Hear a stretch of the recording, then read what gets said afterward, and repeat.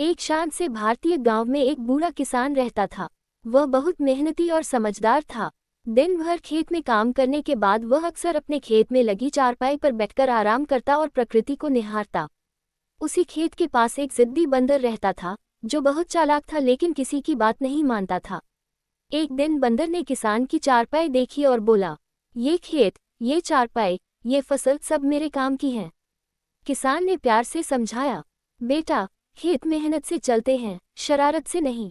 लेकिन बंदर अपनी जिद पर अड़ा रहा।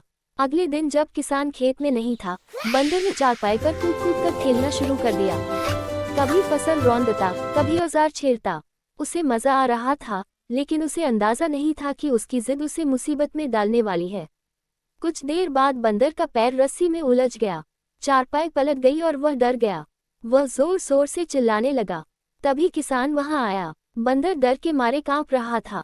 किसान ने गुस्सा नहीं किया। उसने शांति से बंदर को आजाद किया और कहा, जिद और शरारत हमेशा मुसीबत लाती है, समझदारी ही सच्ची ताकत है। बंदर को अपनी गलती समझ आ गई। उसकी आंखों में आंसू थे। उसने किसान से माफी मांगी और वादा किया कि अब वह कभी किसी की मेहनत का मजाक नहीं उड़ाएगा। उस दिन के बाद बंदर बदल गया। अब वह किसान की मदद करता, फसल की रखवाली करता और बच्चों को भी समझदारी की बातें सिखाता।